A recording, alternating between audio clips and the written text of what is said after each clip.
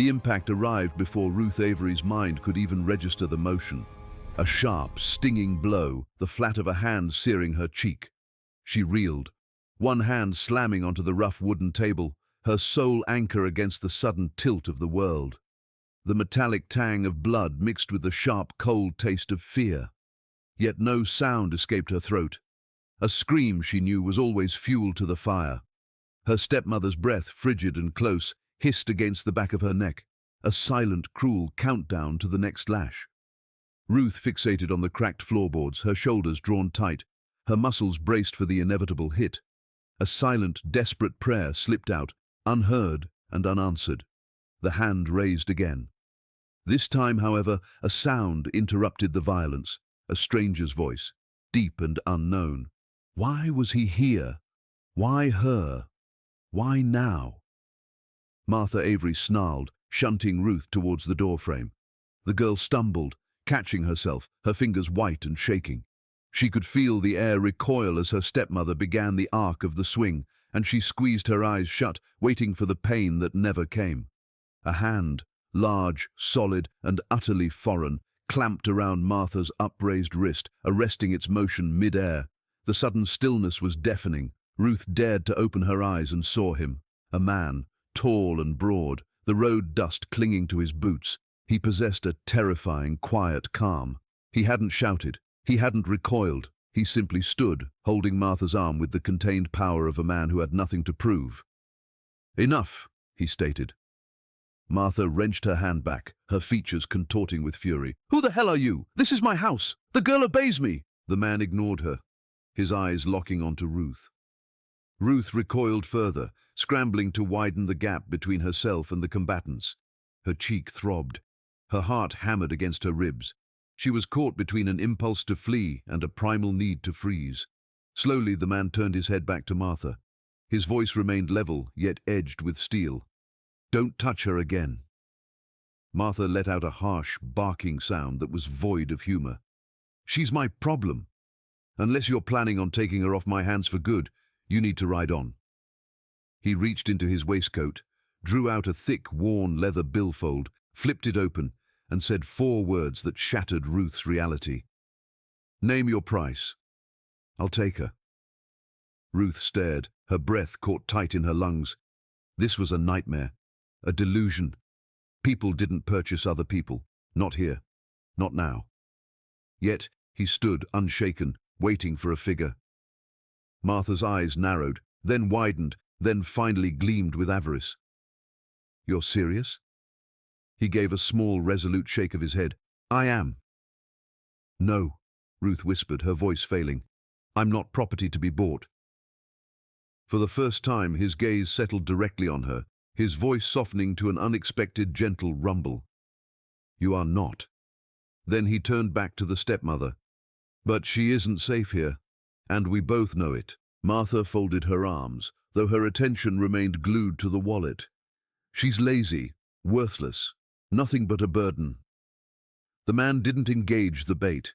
He began counting bills, slowly, deliberately. Ruth watched the stack grow, her stomach churning. This wasn't happening. It couldn't be real. He named a figure. Martha gasped, her fingers twitching. "You'd pay that much for her?" "I will." Ruth's knees went weak. The floor seemed to swim. "Please," she managed, pleading. "No." The man didn't look away from Martha. "Not yet." He held her gaze. "Take the money. She walks away from you today. Now." Martha snatched at the bills. "Fine. She's yours. Good riddance. You'll regret this." He ignored her final spite. He walked directly to Ruth and knelt, bringing himself to her level so she wouldn't have to look up. His movements were slow, careful, as if he expected her to bolt. "Can you stand?" he asked. She nodded, though she doubted it. He extended his hand, not seizing, not forcing, but simply offering it, making the choice hers.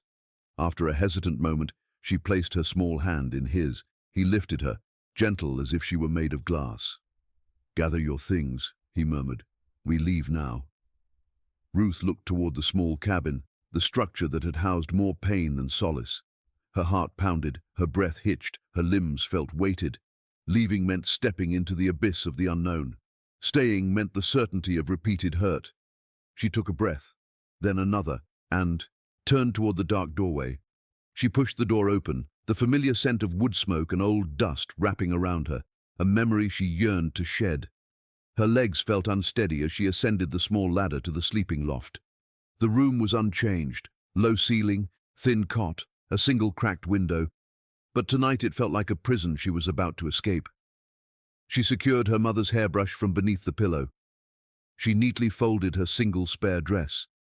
She clutched her father's worn Bible, the one object she had kept close. These 3 items nearly filled her small cloth sack. This was the sum of her life. 3 small items. When she descended, Martha stood by the entrance, arms tightly crossed, her eyes alight with a blend of malice and triumph. "Hurry up," she snapped. "You've wasted enough of my time." Ruth gripped the sack with both hands, remaining silent. Words only fed the rage. The man waited by the gate, his horse saddled and ready. He didn't look at Martha. His focus was entirely on Ruth. "You holding up?" he asked. She nodded, her heart threatening to burst through her ribs. He took the bundle, tying it securely to the saddle. Then, with a solid, calm touch, he helped her mount, guiding her foot into the stirrup. She felt clumsy, light-headed, but his hands were steadying.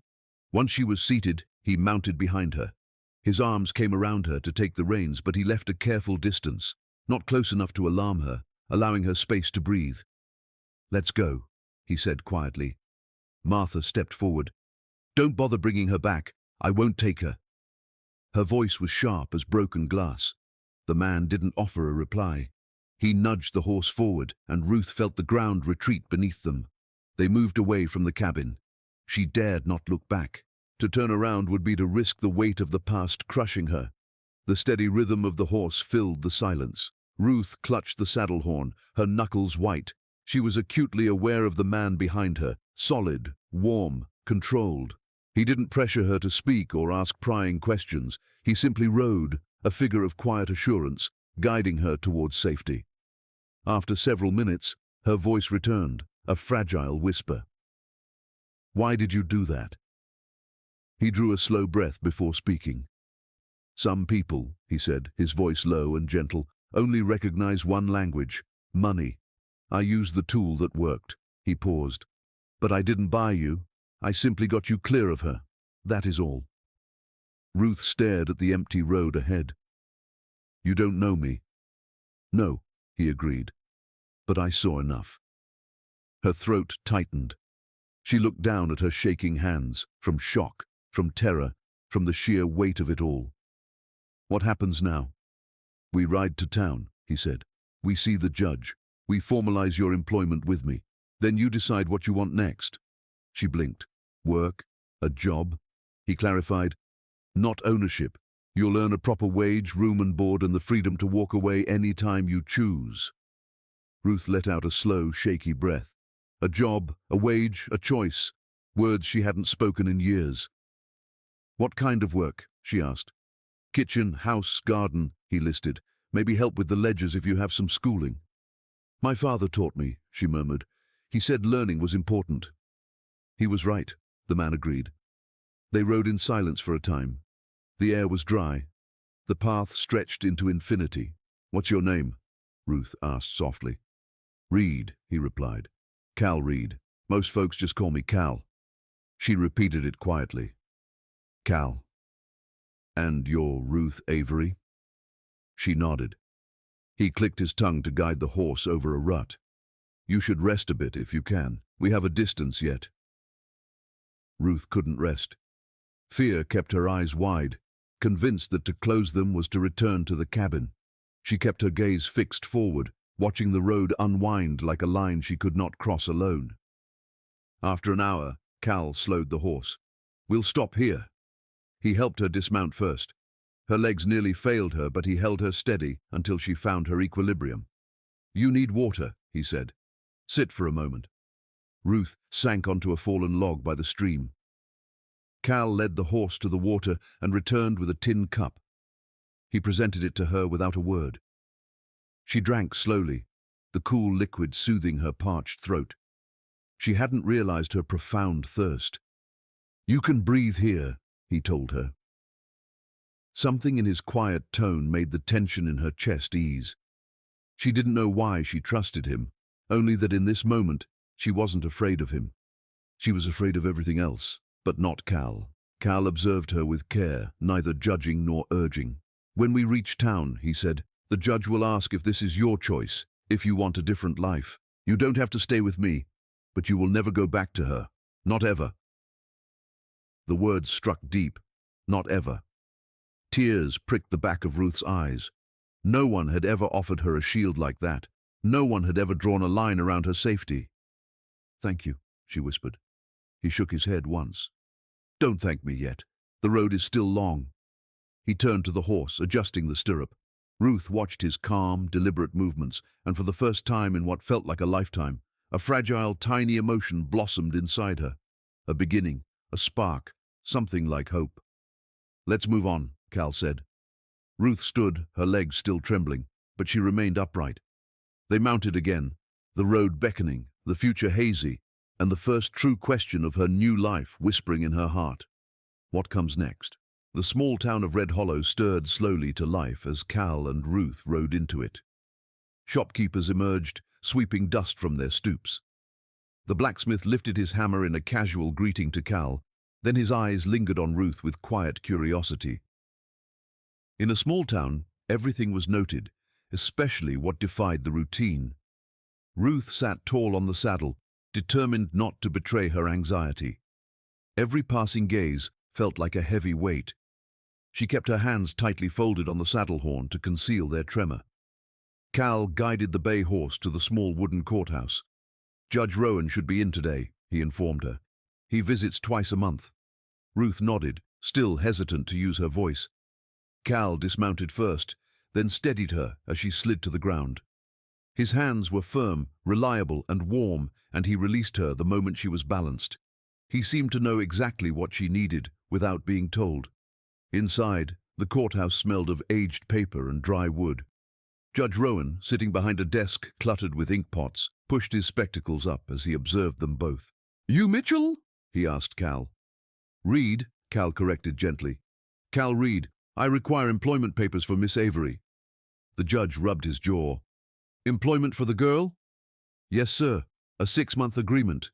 Room, board, and $1 a day." Judge Rowan turned to Ruth, studying the fading bruise on her cheek, the exhaustion in her eyes, the thinness of her frame. "Do you sign this of your own free will?" he asked kindly. Ruth swallowed hard. "Yes, sir, I do."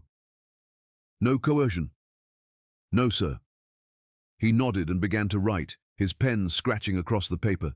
Each stroke felt like a door slamming shut on her past and another swinging open to her future. Cal signed first, then Ruth, her hand unsteady, but completing the signature. Her name looked shaky on the page, as if still unsure of its ownership. But it was hers. Judge Rowan sprinkled sand on the ink and handed her a copy. "Keep this secure," he instructed. "It is your legal protection." Ruth pressed the paper close to her heart. Outside, Cal looked toward the row of businesses. "You hungry?" She almost gave her usual answer. No, but her stomach betrayed her with a small, hollow ache. "A little," she conceded. They walked toward Patterson's boarding house, where the comforting smell of stew drifted from the doorway. Mrs. Patterson spotted them instantly. "Land's sakes!" she exclaimed, rushing forward. "Cal Reed, what manner of trouble have you brought?" "A job," Cal replied calmly. "For Miss Avery." Mrs. Patterson's sharp gaze softened as she registered Ruth's bruised face and thin garments. "You poor child," she murmured. "Come inside. I'll get you both a proper meal." Ruth followed, uncertain how to respond to kindness. She sat at a small table by the window. Cal sat opposite. Mrs. Patterson returned with steaming stew, warm bread and a cup of tea. Ruth tried to eat politely, but hunger compelled her forward. Cal, pretending not to notice her haste, granted her that dignity. "You'll stay here tonight," he said after a moment. "You need a good rest before the ride to the ranch." Ruth froze, a piece of bread halfway to her mouth. "Stay here? Alone?" "You'll have your own room," he assured her. "I'll take another. It's the proper way." Mrs. Patterson nodded firmly. That's right. Separate rooms. You will be safe here, dear. Safe. Such a simple word, yet it made Ruth's breathing falter. After the meal, Mrs. Patterson led her upstairs. The room was small but spotless. A proper bed, a wash basin, a lace-curtained window. Ruth touched the quilt with trembling fingers. It felt unreal, too soft, too kind. Take your time, honey, Mrs. Patterson said. Wash up. I'll bring you hot water. Ruth nodded, unable to speak. Finally alone, she stared at her reflection in the mirror. The bruise on her cheek, the puffiness around her eye, the deep exhaustion. But beneath the marks, she saw a flicker of something she hadn't seen in months. Hope. A quiet, stubborn kind of hope. She washed tenderly, wincing as the water touched her hurts. She changed into her spare dress, smoothing the fabric down as if the change in attire could change her fate. When she came downstairs, Cal was waiting by the door. Get your rest now, he said. We leave in the morning. He tipped his hat and stepped out into the gathering dusk. A tug of unexpected dependence pulled at her. She didn't want him to leave. Cal? She whispered. He paused. Yes. Why did you help me? He stood silent for a long moment, the fading light etching the lines on his jaw and shoulders, the rough outlines of a man forged by hard work. He didn't look at her when he answered. I grew up under the hand of a man who used his fists, he said. My own father. He hurt me until I was old enough to fight back. No one intervened, no one spoke up. He finally turned, his eyes steady and serious. I won't stand by and watch someone else go through that, not when I have the power to stop it. Ruth felt a profound warmth fill her chest. Not love, not yet, but a fragile, budding trust. Good night, Ruth, he said softly. Good night, she whispered. He stepped into the night. She remained in the doorway, watching him vanish down the quiet street. And for the first time in a long time, she felt a profound absence of solitude. Not truly alone, not anymore. The sun had barely broken the horizon when Ruth emerged from the boarding house. The air was crisp against her skin, a pleasant chill.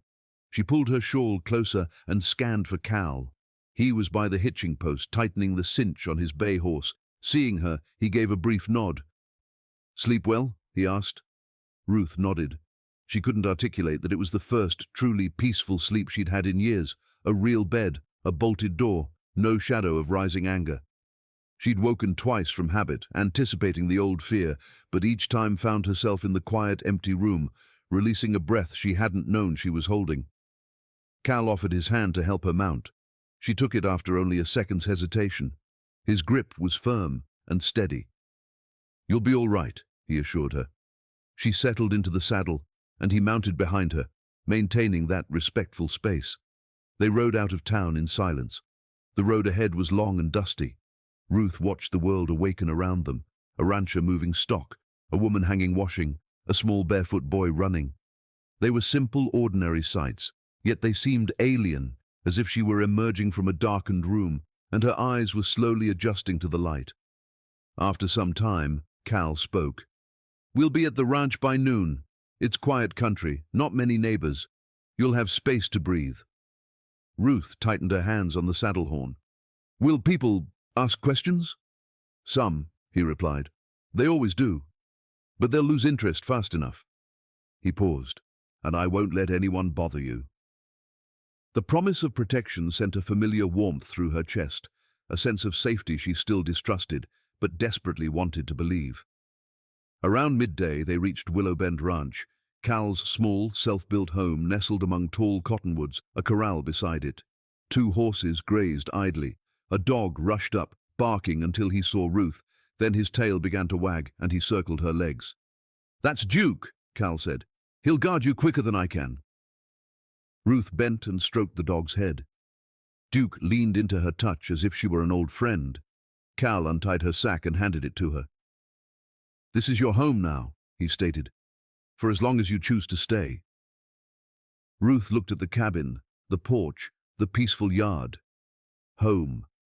The word felt too grand, too swift a vow, but she stepped inside. The cabin smelled faintly of pine and wood smoke. A sturdy table, 2 chairs, a kettle on the stove, A second small room with a narrow bed that must be hers. She touched the quilt tentatively. "Is something amiss?" Cal asked from the threshold. "No," she quickly replied. "It's just more than I'm accustomed to." Cal nodded. "There's no need to rush. Take the day to settle. I'll be out with the horses." He stepped out, leaving the door ajar so she wouldn't feel confined. Ruth placed her few possessions on the dresser. The room still felt empty, but not frightening.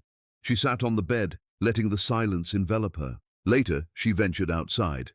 Cal was near the corral, repairing a fence post, his sleeves rolled, his movements steady and focused. He looked up when he heard her approach. "Hungry?" "A little," she confirmed. He gestured toward the cabin. "Let's fix something." They cooked together. Cal chopped kindling for the stove. Ruth sliced potatoes. Their movements found a slow, natural rhythm. She had expected discomfort, but instead there was a quiet ease, a gentle, soft beginning, like learning to breathe again. As they ate, Cal watched her discreetly. "Are you truly all right?" he asked. "I think so," she said. "I just don't know what's next." "You don't need to," he replied. "One step at a time." After lunch, Ruth helped tidy the cabin, learning the small secrets of the house. Flour high on the shelf, bowls in the cabinet, the kettle's hook. These small duties anchored her. In the late afternoon, the sound of an approaching rider made Ruth flinch, her hands freezing on the wash rag. Sensing her tension, Cal moved to her side. "It's all right," he said softly. "That's Levi, my foreman." Levi dismounted with a friendly smile. "Heard you were fetching someone back." "Didn't expect a lady." Ruth's cheeks warmed. Levi tipped his hat. "Ma'am." Cal's voice held a subtle warning. "She is under my protection. Make sure that's understood." Levi nodded immediately. "You have my word." Ruth relaxed slightly. Levi spoke easily, discussing a broken fence line. Cal listened, offering concise answers, making plans for the next day. When Levi rode away, Ruth turned to Cal. "Are people going to talk about me?" she asked softly. "They might," Cal admitted, "but talk can't hurt you, and I won't let their words get close." Ruth looked out at the land, the sky turning golden, Duke resting in the grass. A small, fragile sense of belonging began to take root. "Cal," she whispered. He turned to her. "Yes." "I'm scared." He nodded once, unflustered. "I know. Fear doesn't vanish quickly. But you are safe here, and I intend to keep it that way." The wind sighed gently between them. Ruth didn't look away. Neither did Cal. The moment of quiet understanding was shattered by the distant sound of hoofbeats. Cal's posture stiffened, becoming alert. "Stay close to me," he commanded quietly. Ruth's heart leaped. Someone was coming. The rider grew closer. Ruth backed up until her shoulder brushed Cal's arm, her breathing shallow. Cal remained motionless, his hand resting near the butt of his holstered gun, not aggressive, simply prepared. The rider halted a few yards away. A tall man swung off the saddle, brushing dust from his jacket. His eyes slid from Cal to Ruth, lingering too long. "Afternoon," the stranger said. "Name's Barrett Hayes. I'm looking for work." Cal didn't shift his gaze. "We aren't hiring." Barrett shrugged. "A pity. Heard you've got a lot of land and only one man working it." "We manage." Barrett's eyes returned to Ruth. "Didn't know you had company out here." Cal took a half step forward. "She's under my protection." Barrett tilted his head. "And that's supposed to mean something to me?" "It should." Silence fell, thick and tense. Duke uttered a low growl from the porch. Barrett's gaze flicked to the dog, then to the cabin window. Ruth clutched the fabric of her skirt, fighting for composure. Finally, Barrett smirked. "No need to get heated. Just passing through." He took a few steps backward, remounting his horse. "See you around," he called, riding off at a slow trot, his eyes fixed on Ruth until the dust obscured him. When he was gone, Ruth slowly released the breath she'd been holding. "Who was that?" she whispered. Cal shook his head. A drifter, the kind who seeks trouble or easy money, whichever comes first. Ruth swallowed. Do you think he'll return? Cal was honest. Maybe. Fear gripped her. Cal noticed, and his voice softened. You are safe here, Ruth. I meant that promise, and I will stand by it. Ruth nodded, though her heart still hammered. She followed him inside the cabin, seeking the comfort of walls and warmth. Cal lit the lamp and set the kettle on the stove. Sit, he instructed. She sat at the table while he moved around, checking the door latch and securing the shutters. He didn't explain, but she understood. Barrett Hayes had disturbed his own sense of security. When Cal finally sat across from her, Ruth studied him, the tension in his jaw, the way his hands flexed before finding rest. You're not angry? She asked softly. For me being afraid? No, he said. Fear is not a weakness. Fear simply means you recognize danger. Her eyes dropped. I've known it for a long time. Cal didn't press. His silence was an invitation. Slowly, she began to speak. My stepmother.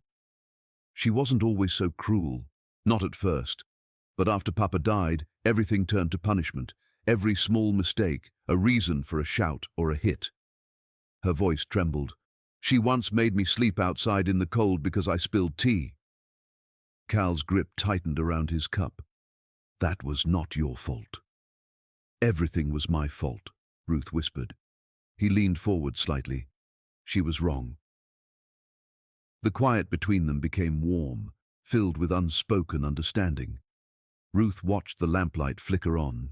Cal's face, strong lines, kind eyes, a man who bore his own burdens without flinching.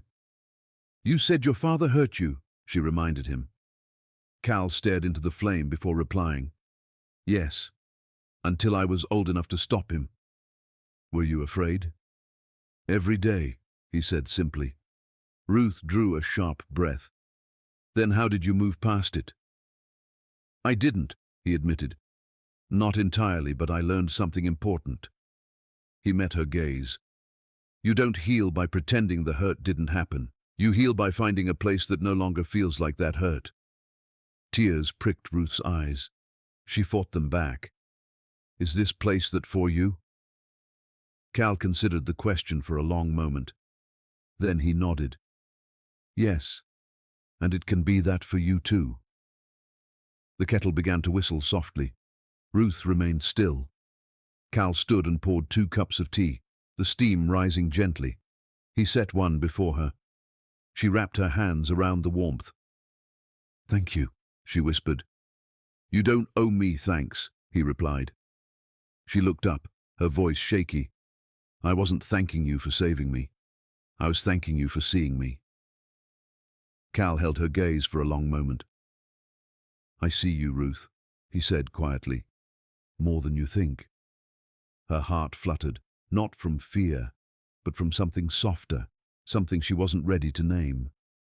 They sat until the light outside gave way to deep evening. Cal finally stood. I'll check on the horses before it gets too dark. Stay inside until I'm back. Ruth nodded. He stepped out, but before he reached the barn, Duke's low, sudden growl broke the silence. Cal froze. Another growl, a faint rustle in the trees. Something, or someone, was out there. Cal reached for his holster.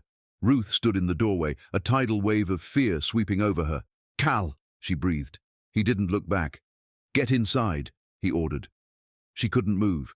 A shadow solidified between 2 cottonwoods. Cal slowly drew his gun, wary. The shadow stepped into the open. It was Barrett Hayes. He leaned against a tree, his hat low, his smile predatory. Evening, he said. Nice place, Reed. Cal didn't lower his weapon. You're trespassing. Barrett shrugged. Land's land. No crime in walking through. There is when you're looking at my home, Cal stated. Barrett's eyes slid past him, straight to Ruth. Her breath hitched. That her, Barrett sneered. The girl you bought for a wad of dollars? Ruth's stomach twisted. Cal moved slightly, shielding her further. You will not speak of her here? Barrett gave a short laugh. Easy now. Just curious. Hard to believe you went to all that trouble for a slip of a girl. Cal's jaw tightened. "You're leaving now." Barrett raised his hands in mock surrender. "All right, no need for the firepower." He took a few steps backward, remounting his horse. "But if you ever decide you need help on this ranch, you know where to find me. A man like you can't do all this alone." Cal offered no reply. Barrett tipped his hat one last time and melted back into the trees. Only when the fading hoofbeats were gone did Cal lower his gun. Duke settled beside him. Ruth stepped from the doorway, her legs trembling. "Cal, why did he come back?" Cal looked into the darkening tree line, his expression grim. "Men like him hover where they sense vulnerability. I won't let him hover here." Ruth swallowed. "I don't want to be trouble." Cal turned to her, his tone sharp. "You are not trouble. You never were." He saw a woman alone and thought she'd be easy prey. "He's wrong." His voice softened. "Because you survived more than he ever could. You are stronger than you know." Her eyes welled with tears that slipped silently down her cheeks. "I don't feel strong." "Strength doesn't feel loud," he said. "Strength feels like getting up when you'd rather stay down." Ruth moved closer, not touching, but close enough to feel his warmth. "Cal, will he be back?" "Perhaps," he conceded. "And if he is, he'll find me waiting." The danger was gone for the moment, but the closeness between them remained. Ruth looked at his steady face, the determined set of his jaw, the fierce calm that shielded them both. "I'm glad I'm here," she whispered. Cal's breath hitched, just slightly. "I'm glad you are here too." They returned inside. Cal checked the shutters one last time while Ruth lit the lamp. In the warm glow, Ruth stood near the table, filled with quiet gratitude. "Cal," she said softly, "I don't know what I'm supposed to be in your life, a worker, a guest, something else." He paused, meeting her eyes fully. "You are someone who deserves peace," he said. "And for as long as you're under my roof, you will have it." Her chest tightened. "Do you want me to stay?" "Yes," he answered without hesitation. "But only if you choose it." Ruth walked towards him slowly, her hands trembling, her heart uncertain of its rhythm. "I do choose it," she whispered. Cal's eyes softened. "Then this is your home now?" A tear slipped down her cheek. She left it there. "Thank you," she breathed. He stepped closer, carefully, slowly. "Ruth," he said gently, "you don't owe me a thing. You bring this place more warmth than it's had in years." She looked up at him, her voice barely a breath. "I just want to live where I'm safe and where I'm wanted." "You're wanted here," Cal stated, "every day." The air between them grew warmer, not rushed, not forced. Two people standing close enough to hear each other breathe. Ruth reached out first, her fingers brushing his hand. Cal did not withdraw. A quiet understanding settled between them, soft, slow, real, not a promise, not yet, but the seed of one. Outside, Duke curled up on the porch. The sky darkened. The ranch was still. Inside the cabin, Ruth finally allowed herself to believe the truth. She was no longer alone, and the life she left behind was truly gone. This time the future felt vast and open, and she stepped toward it without fear.